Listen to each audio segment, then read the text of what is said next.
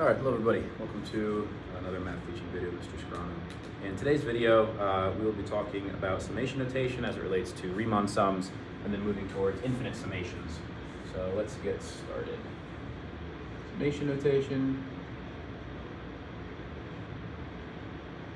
Summation notation with Riemann sums, leading towards this idea of infinite summation. Okay, so what does this mean for us? Okay, well, you've likely looked a little bit about Riemann sums, which is where you take these rectangles or these trapezoids and add them up to get close to this idea of the integral. Infinite summation is what happens when we take an infinite number of those rectangles or those trapezoids. So the easiest way to look at this at the beginning is through example. So here's example 1, okay? Let's look at this equation here.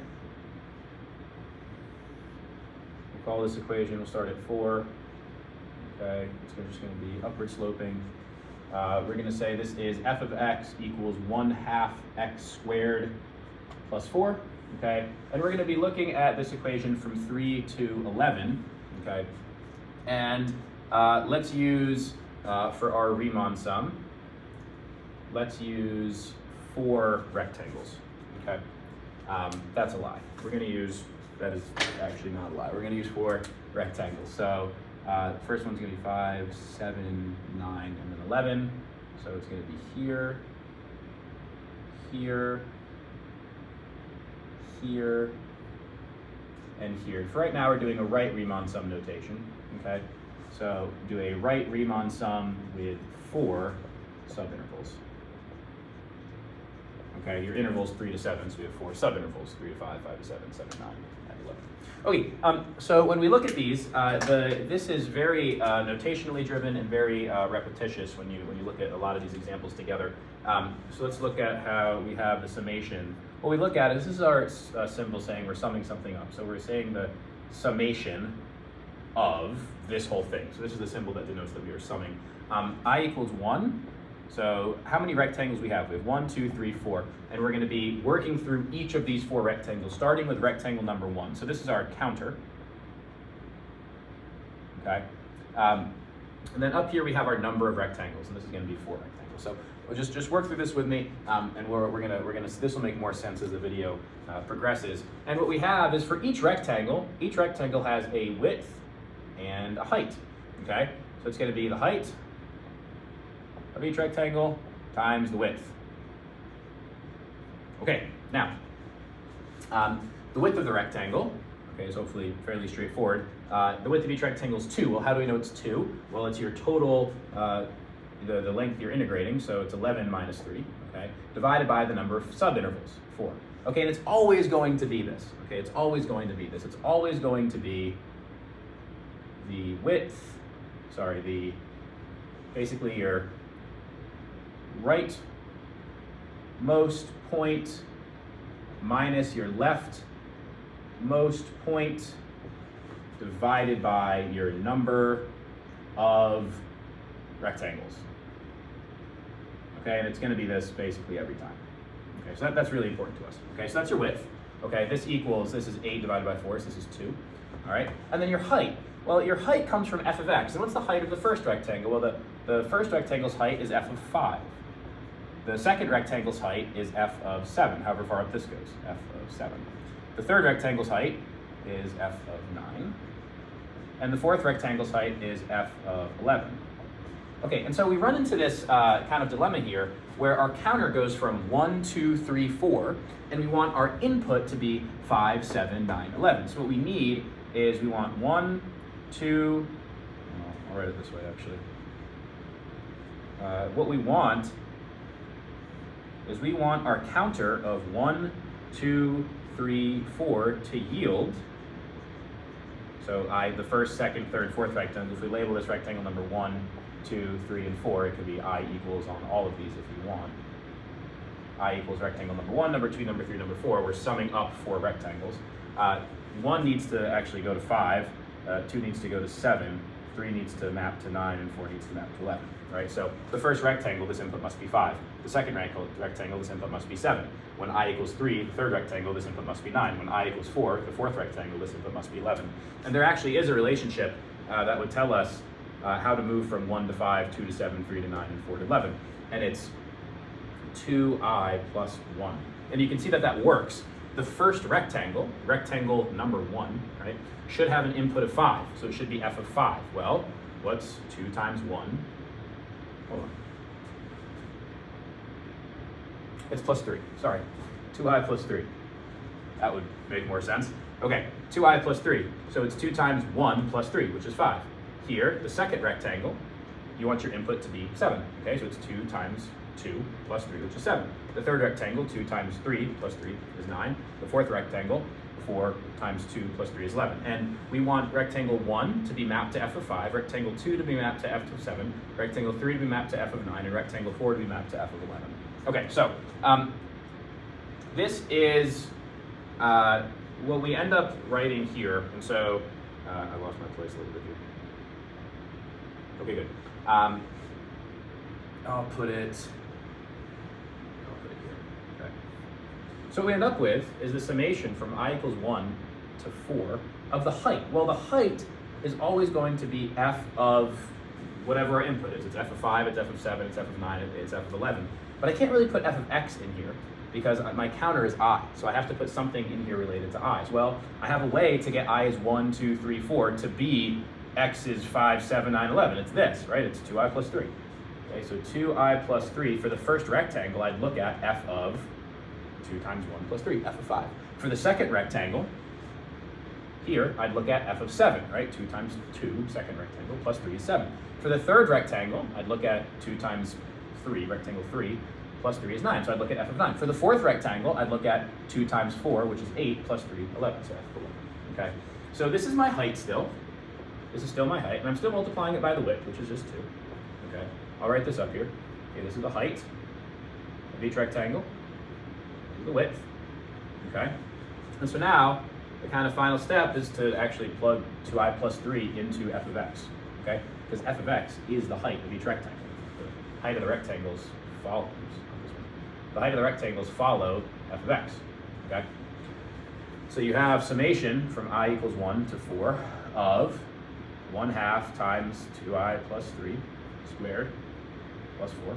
Okay, there is you're plugging it into here, and then times 2. Again, you're just summing up your heights times your width. Okay, and that's it.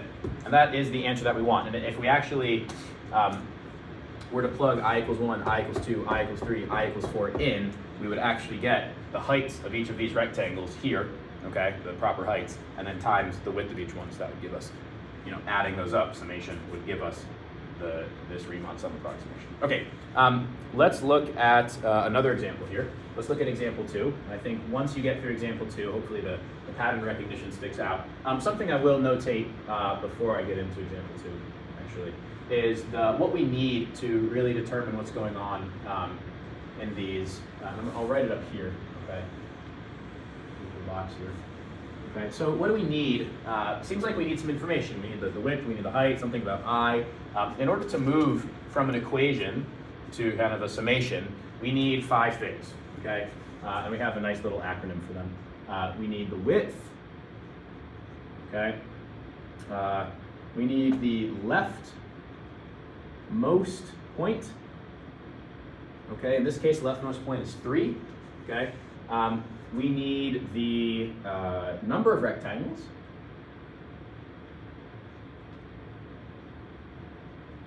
Okay, we need the equation.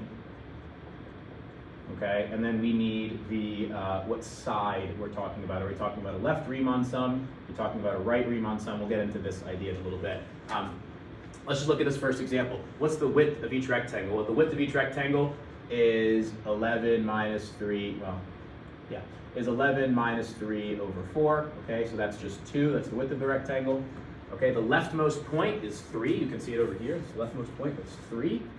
Okay, the number of rectangles in this case is 4.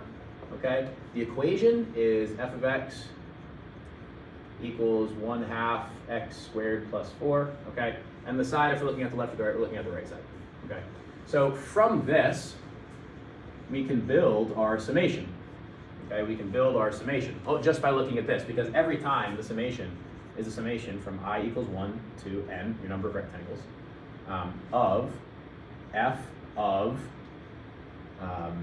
this is going to be, f of, 2i plus 3, f of the width times I plus the leftmost point, okay? This is your height, so it's going to be this times the width. That's it, okay? So this is your height, and this is your width, which I already wrote there, okay? And your width is going to be leftmost minus rightmost over the number of rectangles, okay? Good. Okay, so in this case it's rightmost minus leftmost, 11 minus 3 over 4. Okay, so let's look at example 2.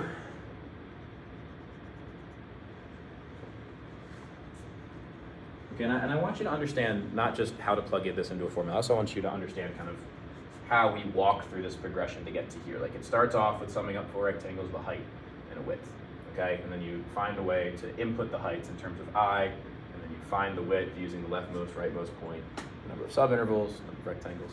All right. Let's go to example 2. So example 2, okay, very similar. Let's look at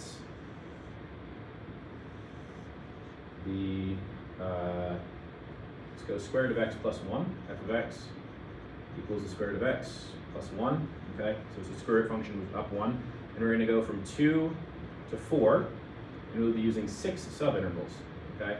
So 6, so write Riemann sum with 6 subintervals. All right. And so how would these look?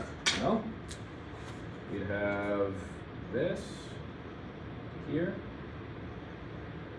this to here. They should all be equal width. I'm not doing a perfect job of that. 3, 4, 5, 6. Okay, so write Riemann sum with 6 rectangles. We'll number them.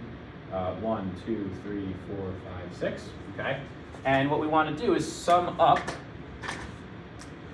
We want to do the summation. So here's our idea here is the summation from I equals 1 to 6. Okay, if we're looking at this, I equals 1, number of rectangles is 6, of basically your height times the base, right? So, or your height times the base. Okay, and we could jump to this in one step, which we'll get to at the end. But I'd like to go through again some of the explanation here. So this becomes the summation from I equals 1 to 6 of the height is f of something, okay, we'll get there in a second, times the base. Well, the base is 4 minus 2 over 6, right, which we know is 1/3, but I'll write it as 4 minus 2 over 1/3. Here what we have 1, 2, 3, 4, 5, 6 must map to 2 1/3, 2 2/3, 3, 3 1/3, 3 2/3, 4. The quick way to think about this is through just this equation. It's going to be the width times I, so we know this is the width, which is just, this whole thing just simplifies to 1/3. So 1/3 I plus your leftmost point, which is 2. So 1/3 I plus 2. So what we're looking at is summation from I equals 1 to 6 of f of 1/3 I plus 2. This is your height, all this is your height, times your base, which is 1/3. Okay? And then now if we were to plug this into the equation, we would have summation from I equals 1 to 6 of the square root of 1/3 I plus 2 plus 1. Right, that plus 1 is here. We're just plugging this in. That's all we're doing. Okay. Times 1/3. Okay, and that gives you, if you were to actually run this through, and you were to plug in 1, right, and then plug in 2, and then plug in 3, then plug in 4, then plug in 5, then plug in 6, and add all this up, all these rectangles with the heights times the bases, you would get this red shaded area. Or what would be this red shaded area? Because the first rectangle is going to be this, The second rectangle, you're summing it all up, will give you this. The third rectangle will give you this. The fourth rectangle will give you this. The fifth will give you here, and the sixth will give you this. And you'd have the summation.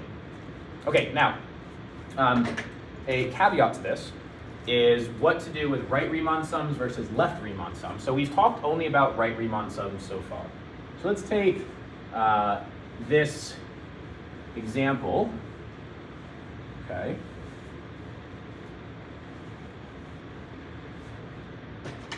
Let's take a look at what we could do if we had left Riemann sums, okay. Here's the equation that we have for right Riemann sums. For right Riemann sums, okay, the equation is summation from I equals 1 to n of f of the width times I plus the leftmost point. Okay. Width times I plus leftmost point, that's the height, times the base, which is the width, which is leftmost minus rightmost, leftmost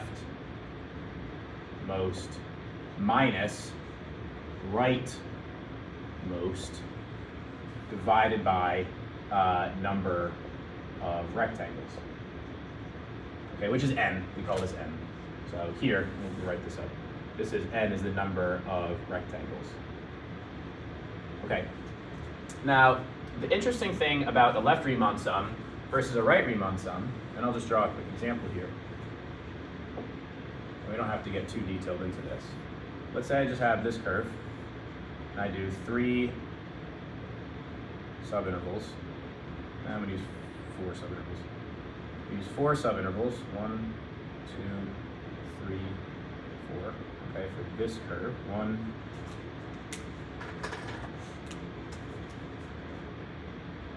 1, 2, 3, 4. Okay, here's a right Riemann sum. Now, if I look at this exact same thing, okay, and I instead do a left Riemann sum, okay, a left Riemann sum would go here. Left would go here, 1, 2, 3, 4. Okay. Do you see for a left Riemann sum, all these green things, if I shift each green box to the left by 1, right, like hypothetically the next green box would be here, right?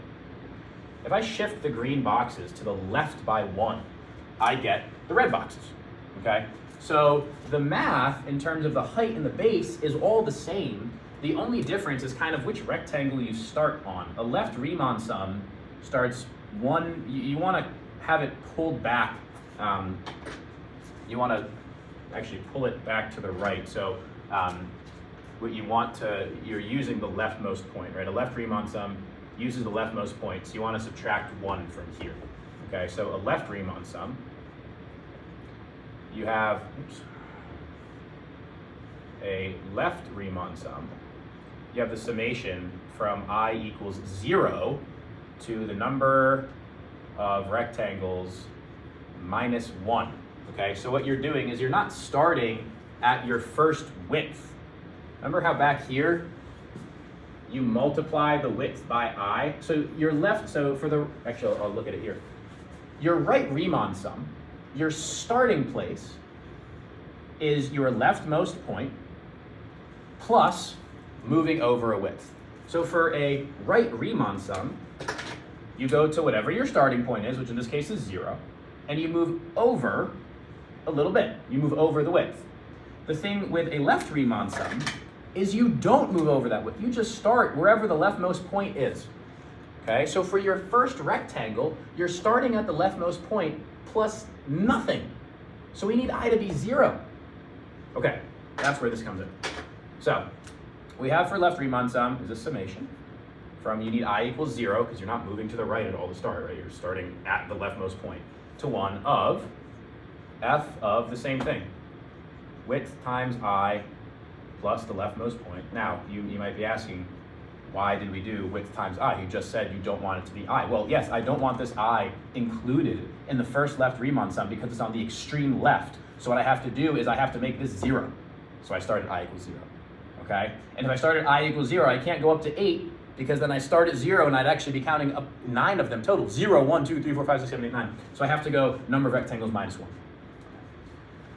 Width times I plus leftmost point. This is your height times your base, which is your leftmost minus the rightmost point, divided by number of rectangles. Okay, so what's the only difference between these two things? The only difference between these two things, right here.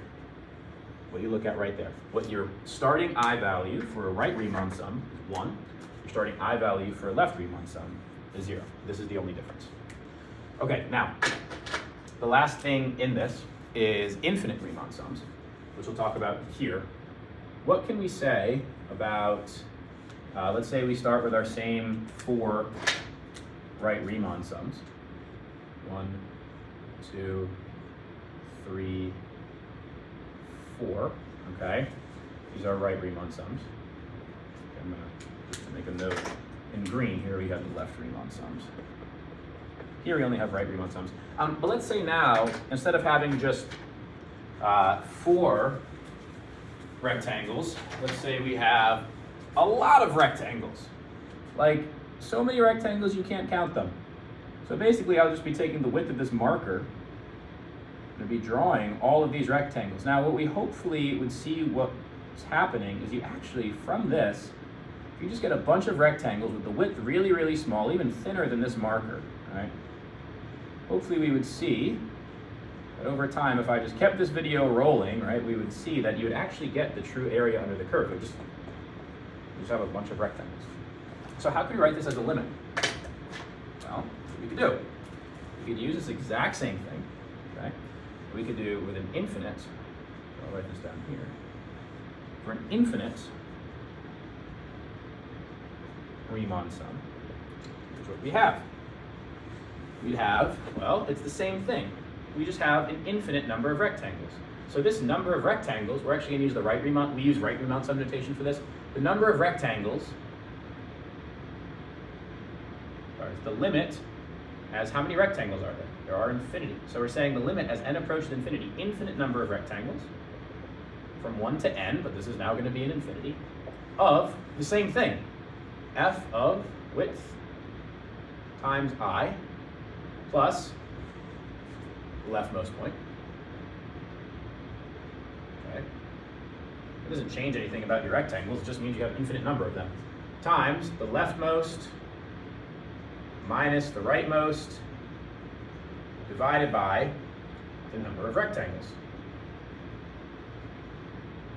Okay, now the only caveat in here is because the number of rectangles is infinity, we don't really want to write it as infinity. That would screw up some of the math in our notation here. We just write it as n, because it's n is the number of rectangles. So we just leave it as n. So it's going to be width times I. That's going to be leftmost minus rightmost over n times I. Okay? And that's it. So this is how we write infinite Riemann sums. So let's take a look at a couple examples that could help with this. Oh, I keep writing leftmost right. Dang it. I'm sorry, y'all. This should be rightmost minus leftmost. I'll switch it on all of them. This should be, because the rightmost point is higher, right? Rightmost minus leftmost point. Okay, rightmost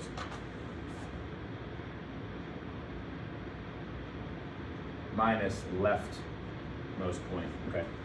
All right, good. So thanks for being patient with me there. Rightmost point, right? Because if this one, right, it's 4 minus 2. It's not 2 minus 4. That gives you the total area there. Okay, now if we were to work through a couple examples of this, here's what this could look like.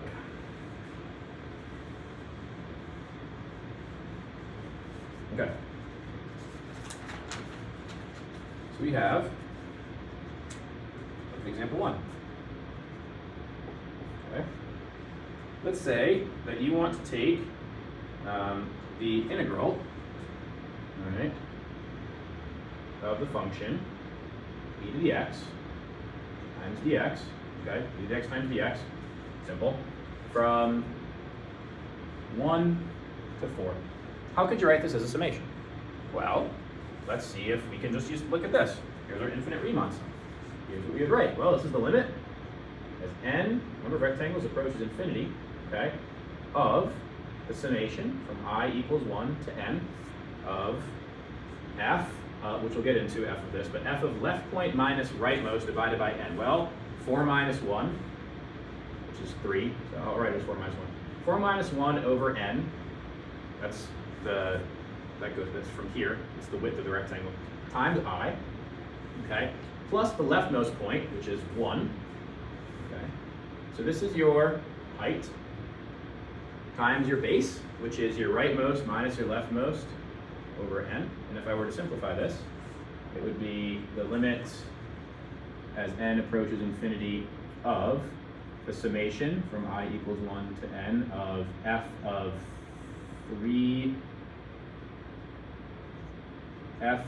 3 over n I plus 1 times 3 over n, okay, which if we were to plug this now, I can plug this into f of x.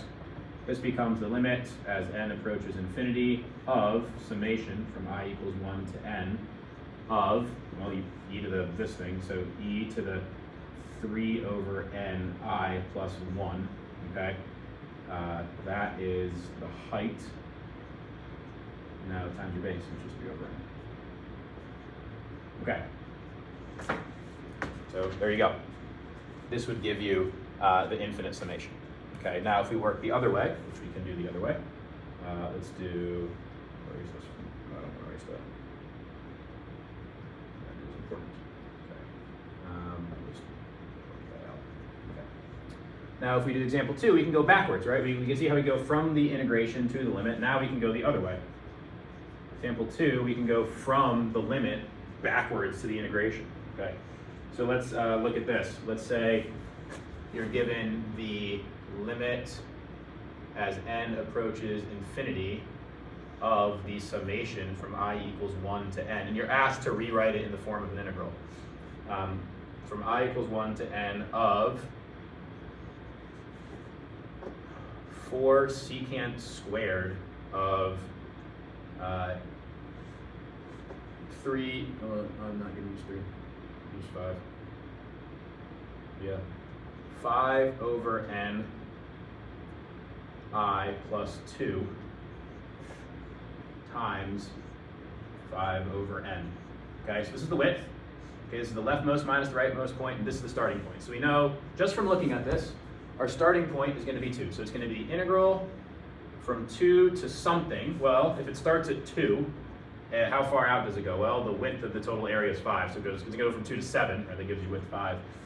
And then your function is just right here, right? It's 4 secant squared of x. That's it. Okay. So this is a little bit easier to look at, going from the summation notation back to the integration notation. But this is an involved topic. Okay, it's very it becomes very repetitious. It becomes very pattern recognition-y. But we'll talk more about it in class. I'll see you then. Thank you.